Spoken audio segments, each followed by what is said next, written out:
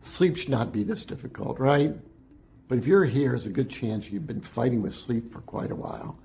Perhaps you go to bed exhausted, but your mind stays active, your thoughts loop over and over, your body feels wired. Or maybe you fall asleep and wake up at 2 or 3 in the morning, wide awake. Or perhaps you sleep through the night and wake up feeling exhausted, like you really didn't rest. Over time, all this wears you down. Your mood shifts, focus begins to slip, patience shortens, stress gets more impactful, and the anxiety about sleep begins to grow. Most people find their way here, have tried all sorts of things.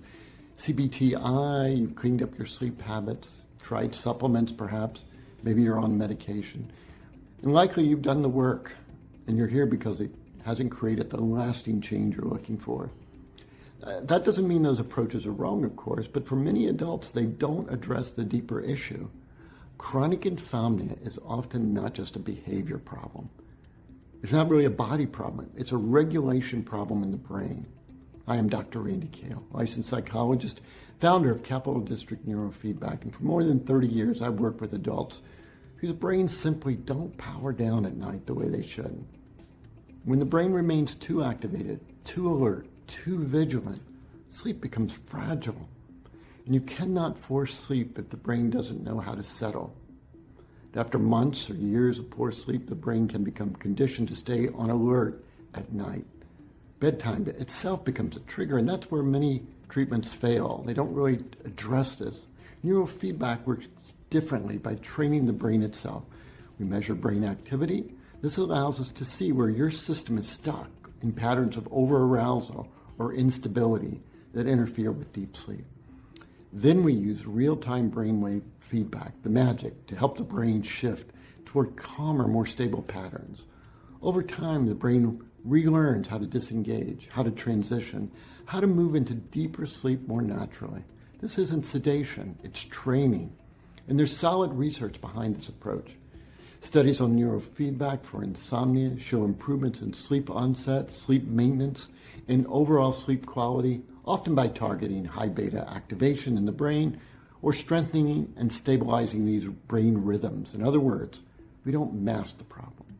We're helping the brain change the patterns that created the problem. As regulation improves, sleep often becomes one of the first areas to shift. Falling asleep is faster, nighttime wake-ups begin to shorten, the mind feels quieter, mornings begin to feel that you have clarity. And when sleep improves, everything else comes along with it, right? Energy returns, mood stabilizes, focus sharpens, stress becomes more manageable. Remember, we're working at the level where sleep is generated in the brain itself. And when the brain changes, sleep can normalize in a lasting way. So if you've struggled with insomnia for years, you may have started to believe this is just the way you are. In most cases, that is not true. The brain can relearn how to sleep. It simply needs the right kind of training. So if you're tired of being tired and ready for a different approach, I'd be happy to talk with you. We can look carefully at what's been happening with your sleep, what you've tried, whether this approach makes sense for you.